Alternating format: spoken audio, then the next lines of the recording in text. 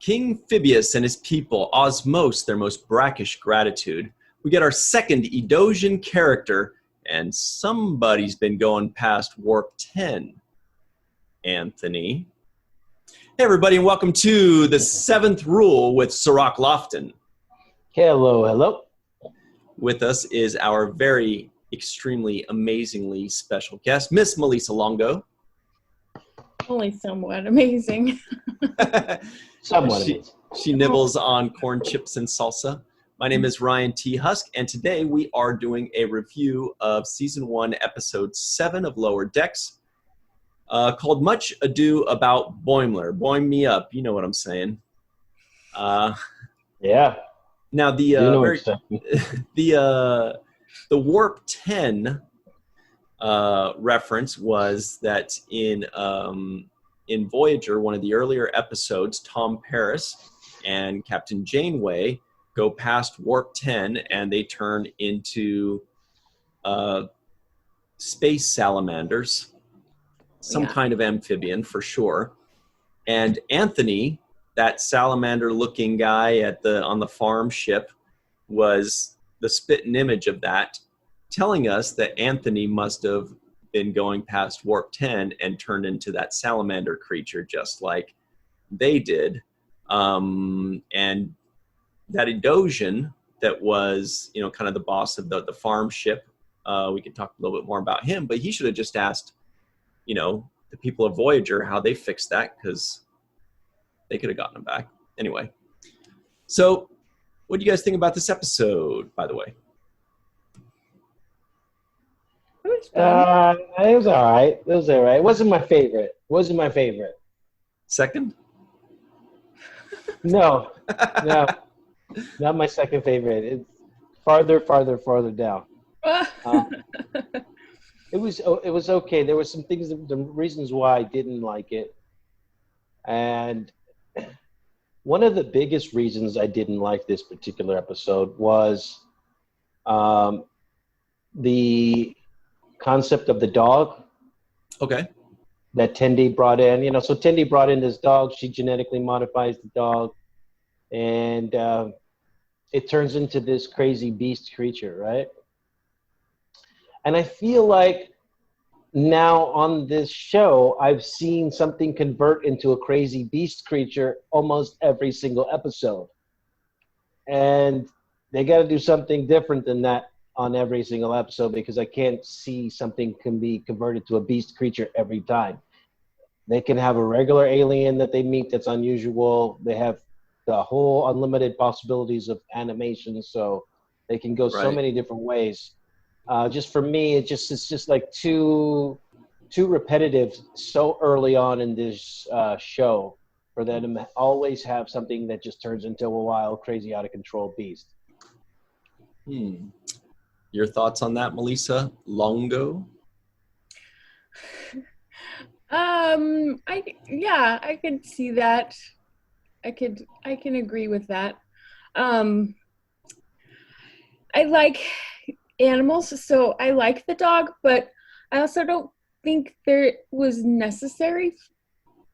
I don't know what the point was of it. It didn't really drive the story further, because Boimler was already going to the farm, so right, they didn't need the dog, right? Yeah, unless it was supposed to show an aspect of Tendi's character, but it was kind of a C plot, right? Yeah, but I don't know that it was necessary.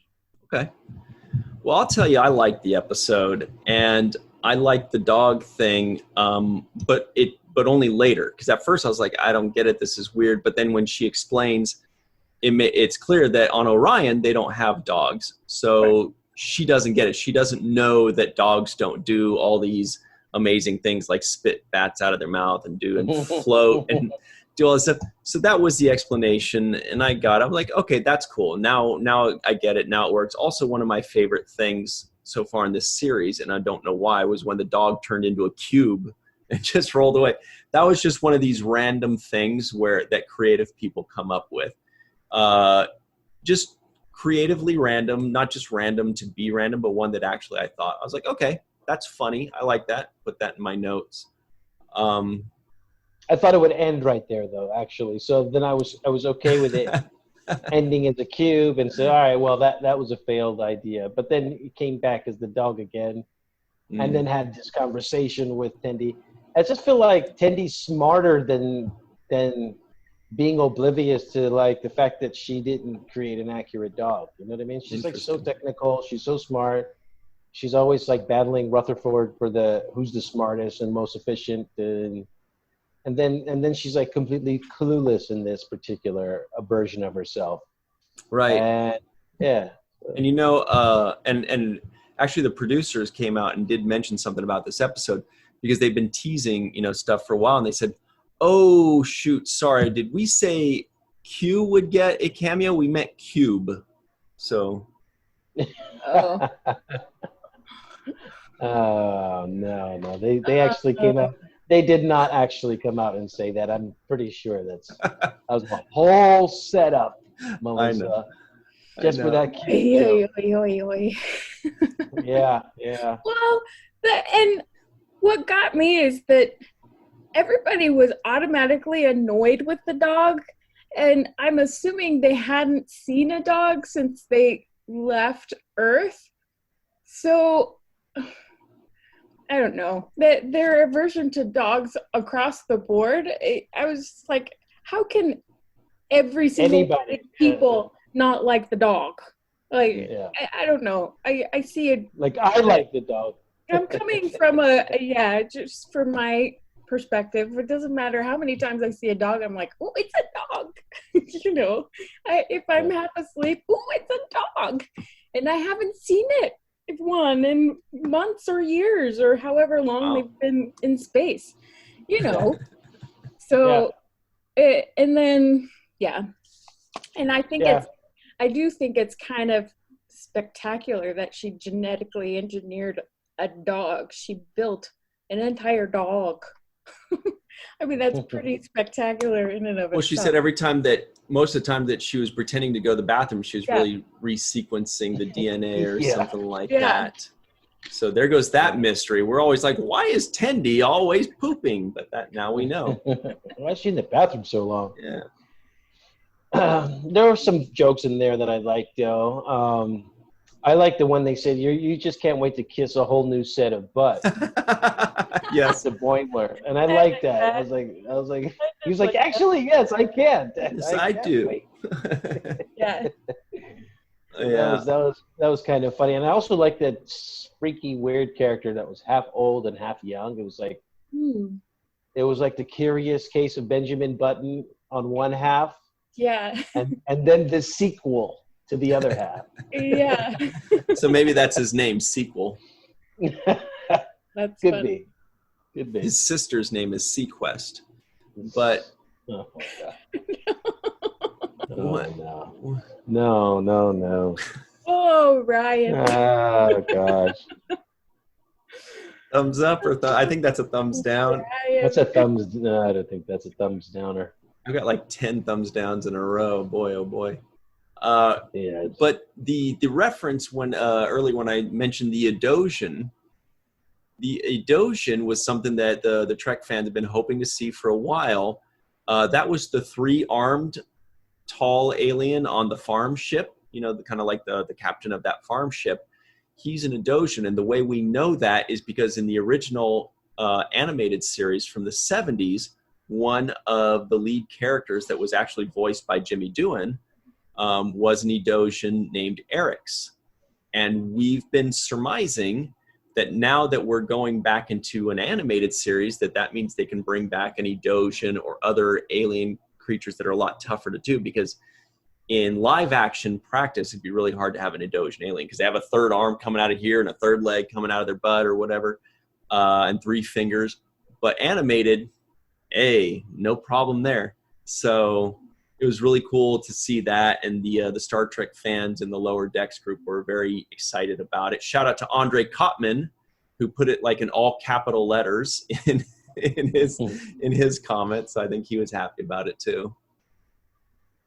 Yeah, see, I wish noticed these references, and I guess that's some of these stuff goes like right past me, like the one you're just mentioning, and also the Voyager reference with the reptilian creature. So I missed those. I saw them. I saw them on the in the episode. I just didn't know what they were giving out shout outs to past Star Trek episodes. Yeah, those salamanders are pretty famous in nerd lore because it's the time where Tom Paris and Janeway had babies, but they only had babies as salamanders. So like when they find them on a planet, they see that there's the two of them, and then 3 little baby salamanders come up, and they're like, "Ooh, it's Janeway and Paris," And it was also a pretty bad episode of Star Trek, so it's kind of a cult classic. I didn't see that one. A cult classic as a bad one? Yeah, sometimes the worst episodes are the ones that Star Trek fans look back with the most fondness. Like there's Sub Rosa on The Next Generation where Beverly Crusher makes love to a ghost, and everybody surmises that maybe she's just a total stoner that just like hallucinates ghosts and like has sex with them and stuff. And there's also for me the worst one was I always forget what it's called, but it's the second season. The writers were on strike for a week, and so they did like a clip show where Riker is sick and he keeps reliving these same dreams, and the doctor has to fix him and whatever. And it's really bad when you have a clip show, but you only have 1 season to work with. He just kept going like, "Something's got me." He just kept saying that. But anyway, so we like to look back at the bad. Yeah, the bad episodes are the ones that sometimes stick. Mm-hmm. Yeah, I guess DS9s would be Move Along Home. Yes, absolutely. Alan Moraine, like that is the one. You're right, for Deep Space Nine. Yeah. That's probably the best one of the hilariously bad Star Trek. Yeah. Yeah. Yeah, I remember Avery talking about that as his least favorite to perform. You guys are jumping around. Alan Moraine. He did not like that. No. He thought it was foolish, and it was foolish when you really look back on it. So he was right. Next chap.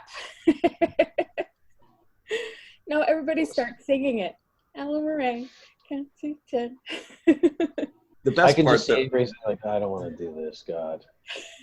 Kira, you better get this on 1 or 2 takes, because I'm not doing this all day. I'm telling you, Nana did a great job. I don't know if she was acting, maybe she wasn't acting, of looking like Kira was not pleased about doing the dance. Like she's hopping on one foot. I think maybe she wasn't acting. She was just she did not like it either. Alan Moraine, count to 10. Alan Moraine.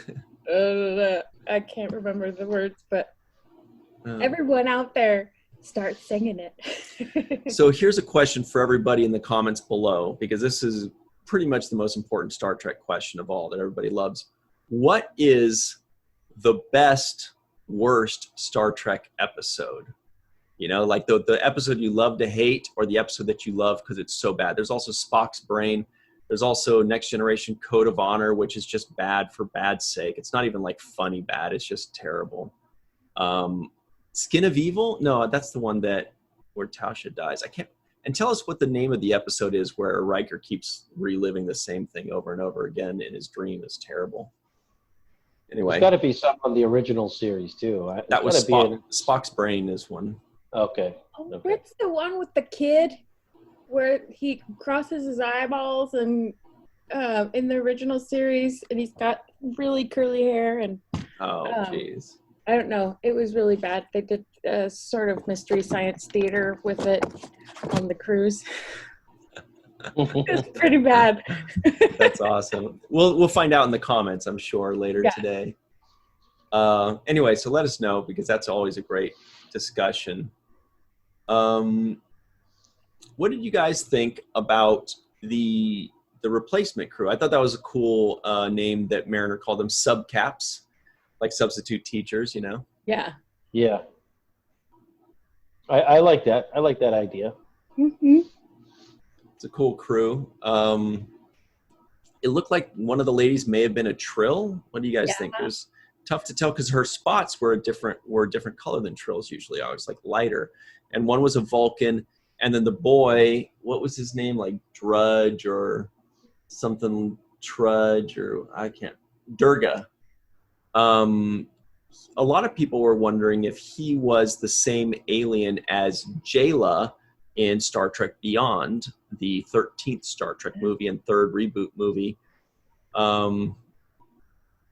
If so, his markings on his face were different than hers, but the makeup was similar, so it could have been. We don't have an answer for that. And we don't know if that species, because we only saw Jayla in the movie, if the species differs in color from male to female, or if region to region, just like in this planet.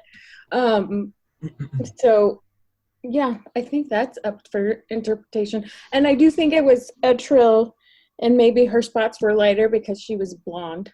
Yeah, could be. So she may have been fairer spots. I don't know.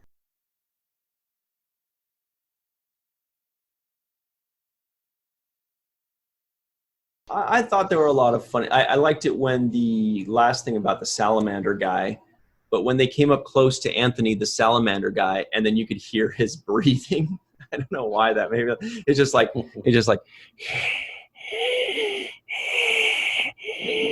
We're like, what is he, a creep or what? That's creepy. It reminds me of the leech guy on the X-Files. You know, the big sucker. I don't know if you've watched the X-Files. Cirroc, you? I have watched it. I don't remember this character, but I've watched X-Files a little bit. The sewer guy. Yeah. Why Much Ado About Boimler? Why do you think they come up with that as a title? Well, there's a Shakespeare play called Much Ado About Nothing. So, and it was about Boimler because he was the one that got stuck in the transporter thing. I thought that was really cool that they gave him that really obnoxious, really loud sound, that beaming sound. Because I was like, wow, that's really good. And it's also really good that it didn't last through the whole episode because I would have not been able to survive. But they made it last just long enough for us to be happy when they... Yeah, that was funny. Although I didn't feel like it was a Boimler-centered episode. No. Just a fun title. It was a Mariner episode, really. Yeah, that's what I thought. But... Yeah. It was just a fun title, I think. Yeah. I also want to point out... Oh, go ahead, and I'll catch that. No, I was just going to bring back the humming sound or whatever annoying sound he was making. I thought that was a little funny joke where he says, "Oh, okay, I fixed it," and he just made the sound go away. He's like, "Oh, you're still phasing it out, but that annoying sound." Yeah. And I like the way everybody was like, "Yeah, that sound was annoying." So it was a kind of little funny little insert right there. I did like that. And I liked how he kept saying, "It's just cosmetic." Yeah. It's just cosmetic. Oh man, what was I going to say? Oh, there was another reference. Because when you see like that alien ship with a bunch of different freaks, you got to automatically think, okay, they're going to sneak in some stuff here. You know they're going to sneak in some stuff because there's all these different kinds of characters. So that's where they're going to put stuff in.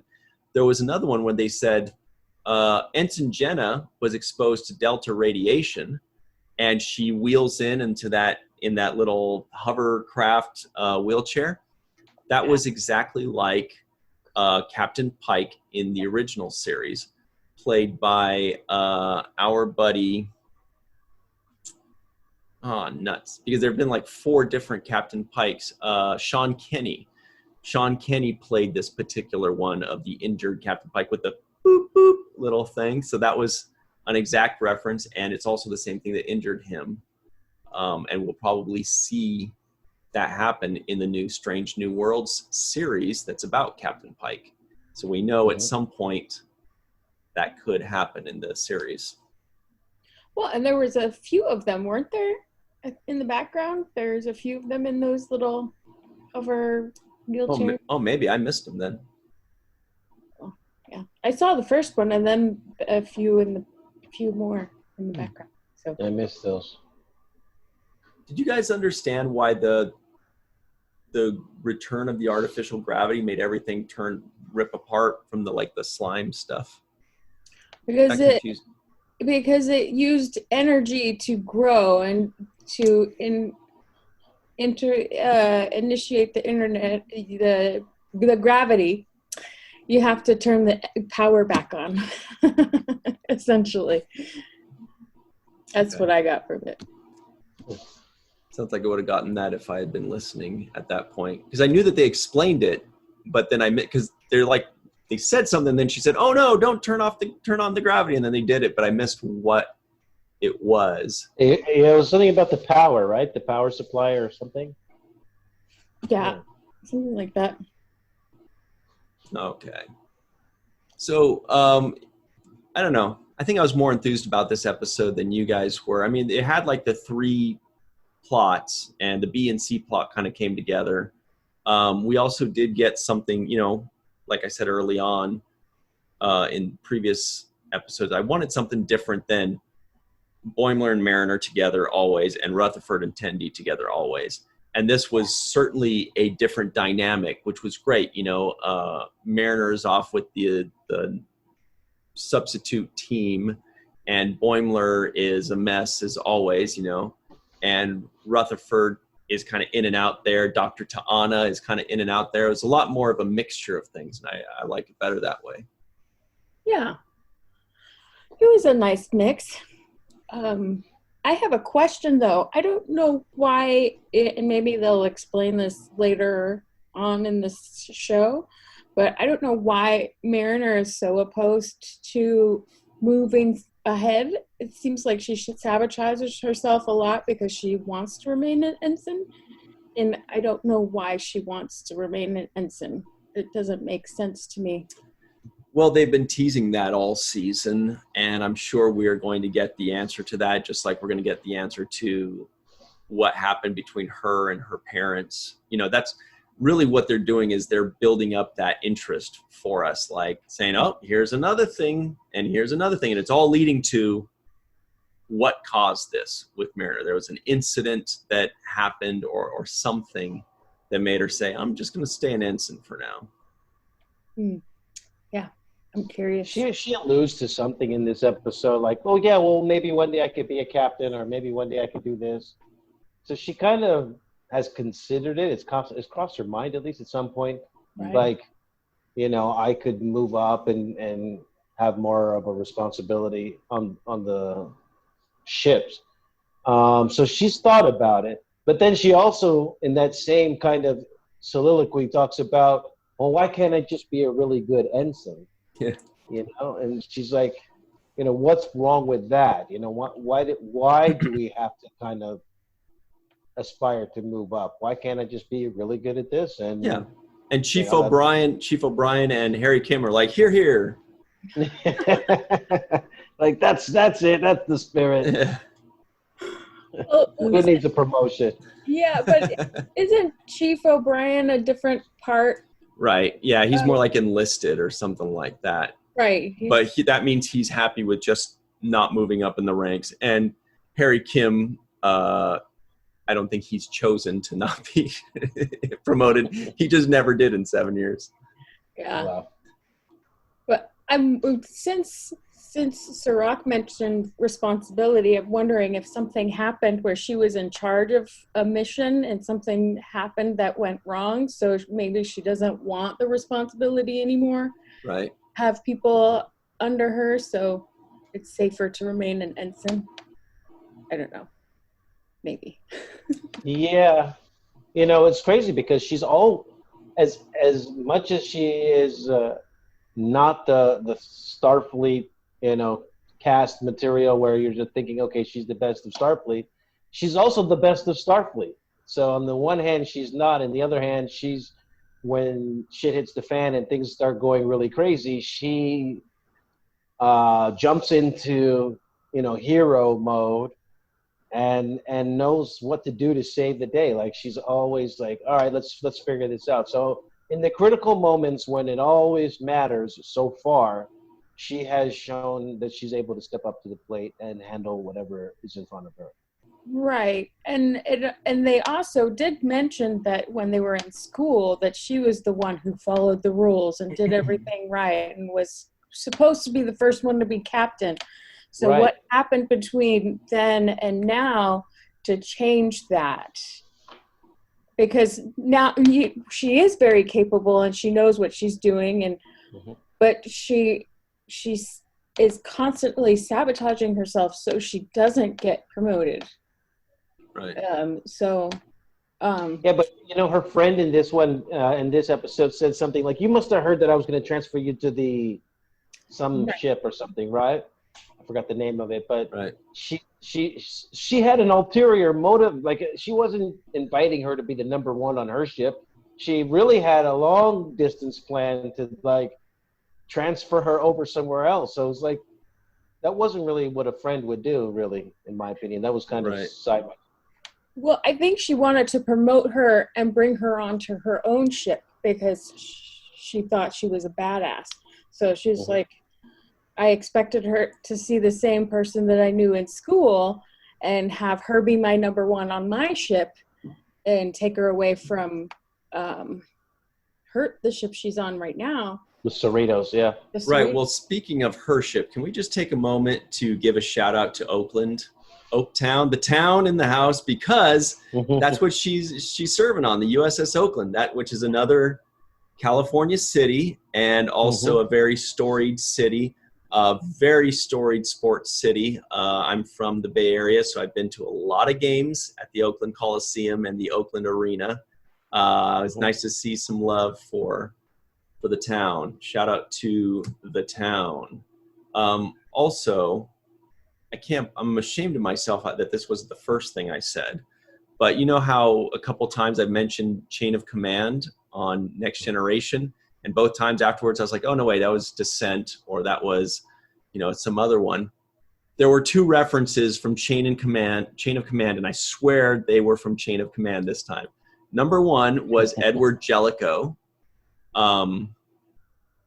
who was the captain that took over for Captain Picard in Chain of Command. I think, again, I haven't seen these in like 20 years, but I'm pretty sure that was his, Chain of Command. Anyway, because he's talking with the Cardassians, whatever. Anyway, but especially the one that was even cooler and more subtle than that, besides the coolest captain in the history of Star Trek, who is Edward Jellicoe. The other one was when the captain, the commander, and the chief of security of the Cerritos go off on their mission and they're dressed in all black. Those outfits were exactly like what Picard, Crusher, and Worf were wearing in the episode of Chain of Command. At the beginning, they go off on an away mission in the caves, just like in this thing, and they're wearing that exact outfit. And that was a very good reference to Chain of Command.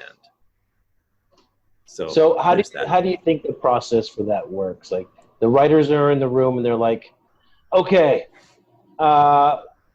6 things, give me 6 things from old Star Trek episodes.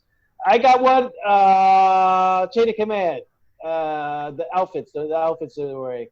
I've got remember the jelly thing that the aliens turned it into on Voyager, the Salamander? Let's put Salamander on the list. And then they just try to match it. Just throw it in there and just say, all right, let's, like, how that would be a fun way to write. Right? Like, how is the process? Like, because these are very specific references that you're talking about. And it's almost like they have like 200 references in a hat, and they pull 10 of them out and they go, okay, this is what we're writing an episode with these. Yeah.